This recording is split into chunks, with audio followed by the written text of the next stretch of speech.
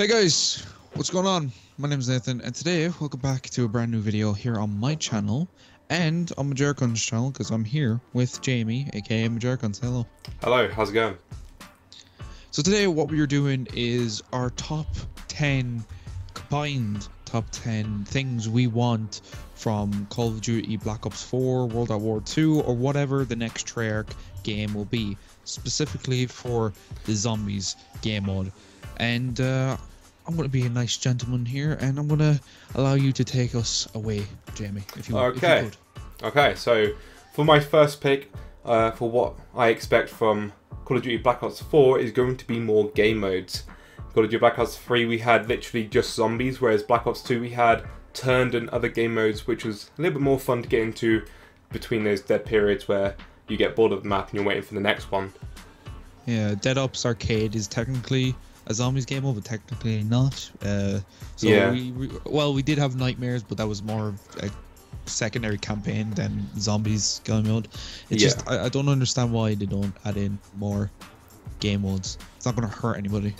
Yeah, exactly. I think mainly it's because it takes too much time for them to develop, possibly. Dead Ops Arcade 3 would be pretty cool, but I think Dead Ops Arcade 1 and 2 are more than enough. It'd be cool to see them do something else for Black Ops 4. But yeah, again, game modes, I want to see actually something that you can partner up in zombies itself. So, you know, like we had the, I can't remember what the game mode was called, but it's like a team versus team on Black Ops 2. Grief, that's the one. And I'd like to see something like that return in Black Ops 4. Like maybe with more people. Maybe because I've been playing Fortnite recently and I'm not used to more people attacking each other. But it'd be cool to see like maybe 3 or 4 teams against each other, or 8 people against 8 people, or you know, just something like that as an idea. Yeah. Hopefully they do so. I'm gonna go on to my next pick, or my first pick, I mean. Okay. And mine is more storyline questions to be answered. That's why I want like just everything answered, really, that we need to know. And I kind of want this next game to be the final game of this story. We branch off into a bigger story in the next game, just a different one. And hopefully most things get answered in this next game, and more questions be answered as well, or asked. Can't speak. Yeah. I think that's the biggest issue that we had in Black Ops 3. For like the longest time, like there was a lot of people who just really confused about the storyline, and because of which they wanted to know exactly what was going on. And Treyarch don't do their games like that, especially with Black Ops 3. They like to keep everything like a secret, and they only like to tell you things through ciphers, and sometimes it can be a little bit overwhelming, especially when you're just trying to play the game for fun and you're not trying to play it for like the storyline and stuff. Yeah. Didn't we just have like a cipher cracked like about 2 or 3 months ago? The game's been out. I think it came from Horizon Tracker. And it's been out for like over a year, and we just cracked it earlier this year. I can't remember what the cipher says, but I remember seeing something about it, like maybe Glitching Queen or something, possibly. Yeah. But there are at least 5 more ciphers across the maps that we still haven't solved. There's probably a lot more than that. And like Shadows of Evil, there was one cipher that was like on the map twice, and we still don't understand why that one cipher was on the map twice. Yeah. Even though it's like the exact same cipher. So again, there's like certain things that storyline wise we don't understand about Treyarch, even though they've given us quite a lot already. Let's keep Mr. Waffles in business. Yeah, exactly. That ties down into my next pick, storyline related, sort of. For my favourite character to return in Black Ops 4, which has only just been introduced properly, which is Dr. Monty. Yeah. Dr. Monty was introduced in Gorod Krovi as like an actual character. Before that, we only knew him as Dr. Monty as the guy who owns Dr. Monty Factory, and we basically learned he was the god of zombies. Yeah. It was very abrupt. At one point, it was this like mysterious being that we didn't know anything about, and then just like that, he's God. You know, it was kind of abrupt. Like, hopefully they do flesh him out in the next game. Yeah, I hope so as well. Again, like you said, it was very abrupt. DLC 3, he was introduced with his voice. Between DLC 3 and DLC 4, he was released in like in trailers. Like you could actually see him and what he looks like, which is basically Malcolm McDowell in a cartoony way or whatever. And then obviously in Revelations we again hear more storyline and stuff about him. Again, 2 DLC or 2 maps isn't enough really to flesh out this character's storyline, especially when this character is meant to be probably one of the most important characters we have in zombies. If he's apparently been there the entire time since Nakdor and Toten, or even before then, this character needs a lot more explaining. Yeah. So my next pick that I have, my next, I don't know what you would call it, ambition that they have, I guess. No, that's not right, but whatever. Hopefully they put gameplay over story. I felt watching a couple of interviews, Jason Blundell seems more focused on the storyline and everything revolving around the story than, you know, making a fun game. Even though Black Ops 3 was probably one of the best zombies experience, probably like, if not number 1, number 2. It was very, very good and it was fun and I was entertained. I put about 7 or 8 days in there. People put in way more, but I put in about 7 or 8 days, went to Prestige Master, and I really enjoyed it. But I always felt like there could have been more added in terms of the gameplay side. We could have had, like we said, more game modes. More game modes would have been absolutely amazing in Black Ops 3. But Jason Blundell just seems more focused on the story than anything else, and it kind of just, it bothers me. It doesn't feel like that should be more important. I think what we play Call of Duty Zombies because we enjoy the gameplay. We love it for the story, but we play it because of the gameplay. And I think that's where the focus should be, and we should implement things into the gameplay and then create a storyline background, not the other way around. Yeah, that basically ties into what we were saying as well, like you say, with the more game modes. I feel like he's held back a little bit because of the fact that he wanted everything to make sense with storyline. And I think we've spoken about before, especially with our Radio Premise podcast back in the day, where if you have like a game mode like Turned or like Grief that they don't need to necessarily fit in with the storyline, we just could do with a separate game mode that's a little bit fun to play. We hop in, play it, hop out. We don't have to think about the game mode too much. Just have a bit of fun. Almost cool ourselves down from playing actual zombies, because sometimes it can be frustrating if you're playing zombies and then you're just having an off day or something. Like you were saying, you put in 8 days or so of playing time. I was just looking at mine. I got 19 days, 16 hours.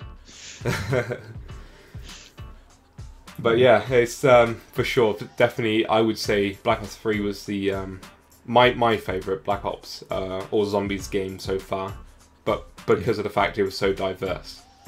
Yeah, and we're in a game mode that involves Nazi zombies, time travel, and just mythical beings. Not everything has to make sense. So I would like to see the team diverge from just everything story, and focus more on the gameplay. But, yeah. What's your next pick, Jim? So again, talking about diverging into more gameplay, keeping it fresh and alive. I want Gobblegum to return. I know it was a very controversial subject when it first came in. Those people were confused what Gobblegum actually were. They didn't know why they decided to go for that route. Eventually, just people figured out that it's most probably because of the money, because you could buy it. But I actually, once I got used to the idea of Gobblegum, I actually like the idea of it, because you can have your 5 Gobblegums set up differently every single game, and that changes up the game in a big way. You can have your Gobblegum set up to help you if you're going for a high round, if you're going for an Easter egg, if you're going for anything else in zombies. Your Gobblegum are very important, and it's paramount that you choose the right ones if you want to try and do your best in that map, in your, whether you're doing high rounds, Easter eggs, or whatnot.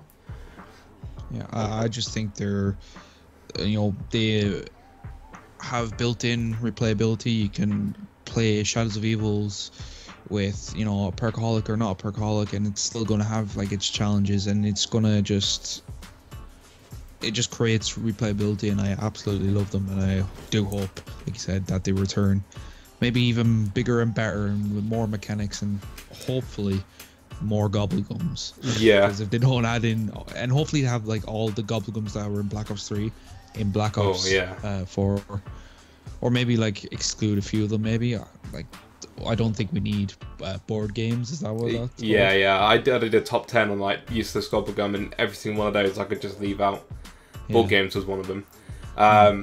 But like that goes into a thing as well, because obviously being a YouTuber, I like to get lots of gameplay. Sometimes I like to get gameplay that looks good, so I like to get gameplay of high rounds, like, I don't know, around 40 or 50.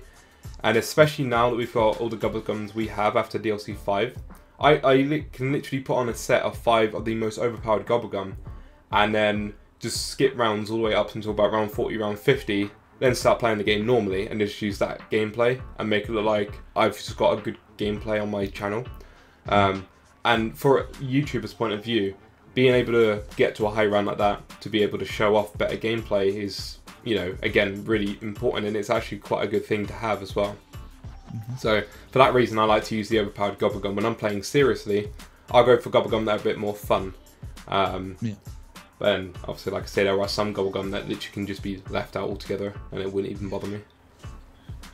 But right, my next pick is newer mechanics or borrowed mechanics from the other games, Infinity Ward's zombies and Sledgehammer's zombies, or even Raven Software's zombies in Call of Duty Online.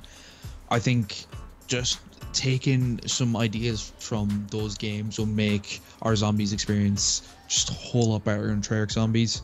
I think the whole system in Infinite Warfare with the perk system, I think being able to have 5 perks, because 4 perks, I don't know, I'm kind of torn on them changing it from 4 to 5, but if they do, I'll be happy with it. If they don't, I'll be fine with it. But if not, changing it to 5, make sure you have the ability to remove perks.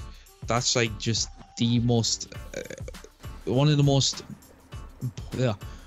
probably the biggest mechanic that I've wanted for years. It's not like cooler wonder weapons, not anything like super magical in zombies. The only thing I've ever wanted is just to remove perks. That's all I've ever wanted, and just they've never implemented it until Infinite Warfare, but they implemented it into Infinite Warfare, so nobody cares. And I just hope they have something like World War II zombies with the ability to have a melee weapon on you at all times. You can switch to the shovel or the ice pick or whatever you can in World War II zombies, or change your starting weapon. That would be cool as well. But yeah, that's mainly what I want, is just newer mechanics or borrowed mechanics from other Call of Duty zombies. I would love, or even just different games. I was going to say, I completely forgot about the whole you can remove perks, and the fact that Infinite Warfare, again, you can have a 5 perk limit.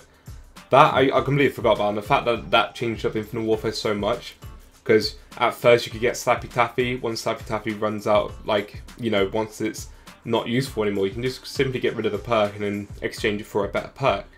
And by having that, it changes the gameplay quite a lot again. And again, by having something that changes the gameplay, something that a lot of players would really like.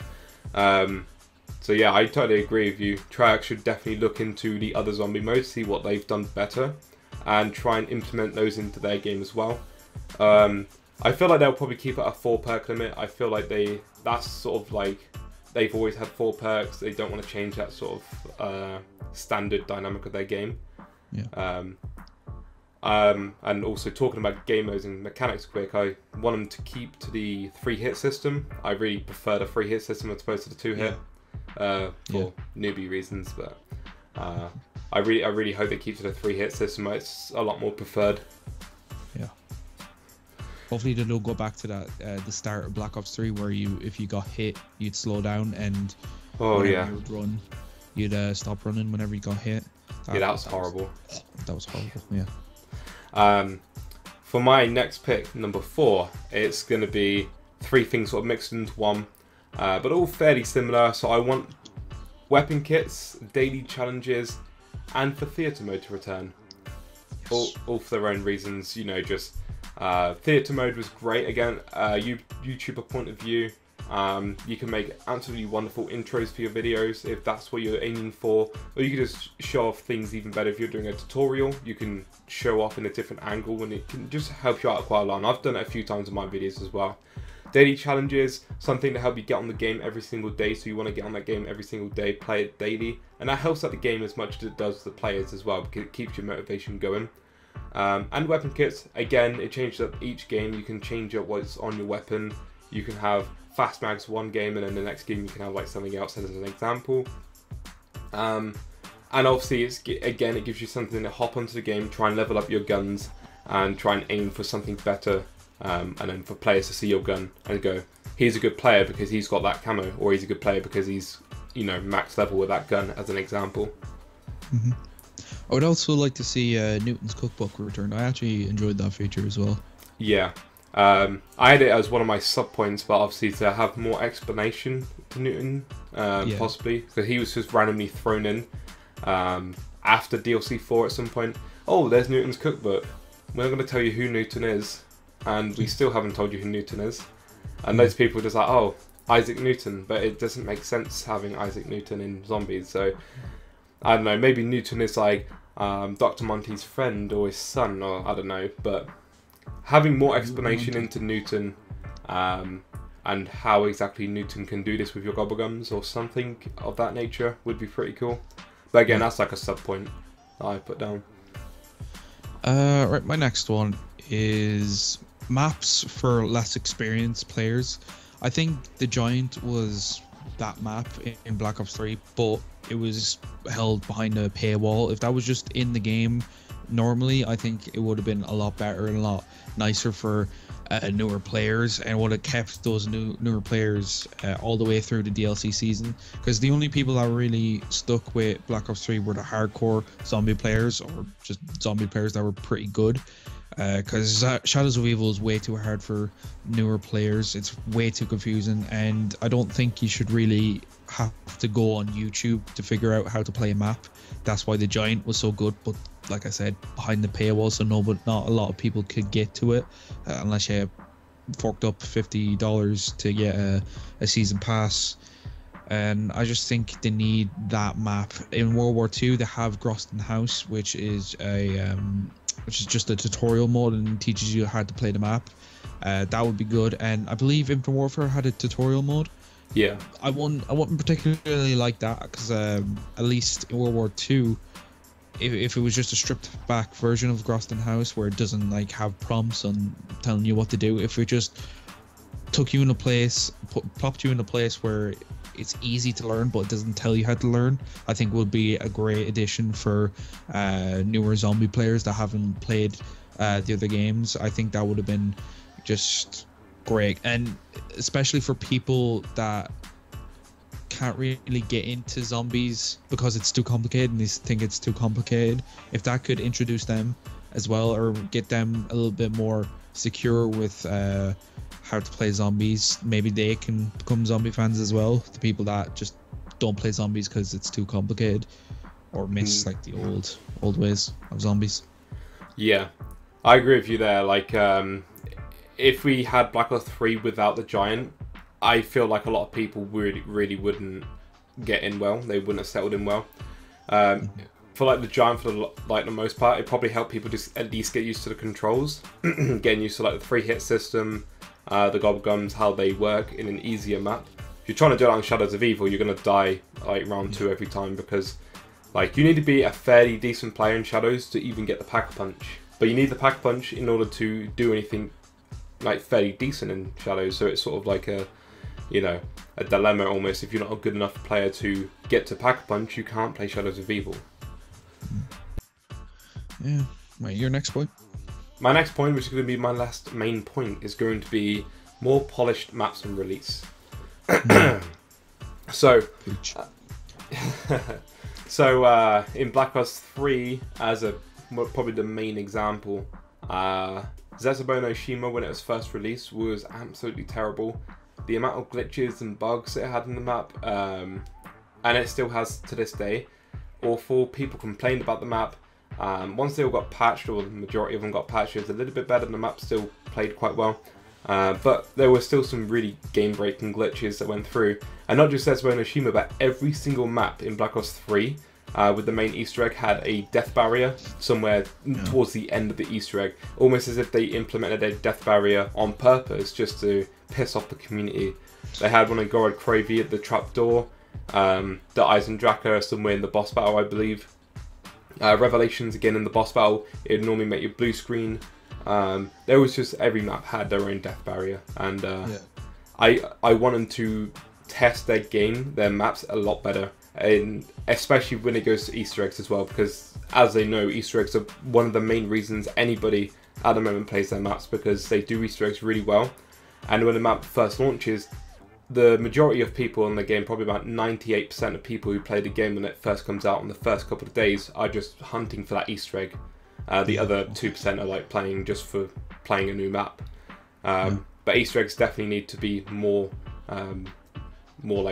tested, and the map in general needs to be more tested as well.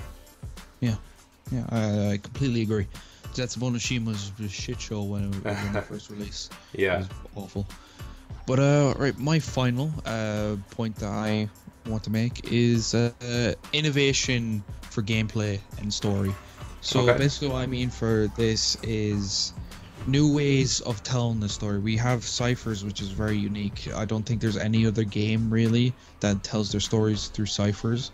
We have, cutscenes obviously, and we have voice, acting, people, the radios and all these other things that we already have now for explaining the story. But I do like how we have comics as well, and I want just more unique ways to tell the story that are not necessarily difficult to find or explain or decipher or whatever, but maybe telling their story through websites or external fake newspaper articles or something like that. That would be cool. Or I can't really think of anything really truly innovative, but I say somebody at Treyarch would probably be able to think of something completely new and unique to tell their story. And with gameplay, I want new mechanics. The possibility is endless for new mechanics that we can implement, like new ways to train or new ways to control zombies or guns or what have you. I just want new ideas so zombies doesn't become stale. The other studios that make zombies are kind of just copying Treyarch, and I think Treyarch needs to innovate and change their gameplay and storytelling, because those guys are always going to copy them. They're going to do a few things that divert from Treyarch, but they're always going to base their zombies mode off of Treyarch, and I think it's up to Treyarch to do those unique things and do those innovative things that we need to keep zombies from becoming stale. Because if Treyarch zombies become stale, all the other zombie developers, they're going to become stale because they just copy Treyarch, as I said. Yeah, no, I totally agree with that one. There's not really a lot else I can really add to that point, to be honest. I totally agree. They need innovation to keep the game alive, basically. And it's like any game, innovation. And I feel like Treyarch, if you look at every single World of War and then all the Black Ops, if you look at them all, they've all innovated in their own way. They've all grown and they've all adapted into different corners almost of zombies. So I have no doubt that obviously Black Ops 4 is going to obviously have that same jump in innovation. But we'll have to just wait and see, I guess. We'll have to wait and see until the trailer, till that drops, see what their zombies is like. But I'm sure it's going to be, good game mode. Yeah. So to wrap this up, I just have a few little other things that, little small things that I don't really want to, go fully in depth with that I might want from the game. So just going to list these out very quickly. First one is hopefully it's good, because that's the main thing that we want. Even if it's not innovative, just make it good. Yeah. I also said new and returning game modes. Jamie had that on his list. A certain way to get certain gobblegums, like like how we can get certain camos doing certain things. Maybe get like a gobblegum for every 10,000 headshots or something. So something like that we could put in. Mob of the Dead remastered, please Blundell, Definitely make that wish come true.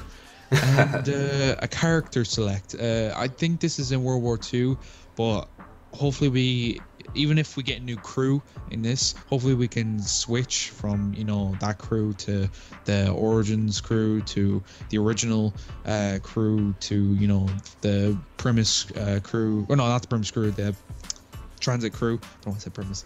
If we could do something like that, that would be just amazing. And select whatever character you want to play as in a particular game out of the 4 characters that you've selected. Hopefully that is allowed. And also, I just came up with one thing just very quickly. Hopefully we have like do you know the way you can set up bots in multiplayer?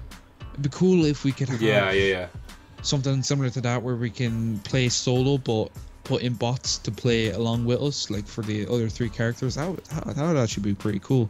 Yeah, helpful for players that are all alone. But yeah, because sometimes obviously playing with randoms, you know, can be a bit bad. Obviously, with no communication, your team are just going to go down straight away.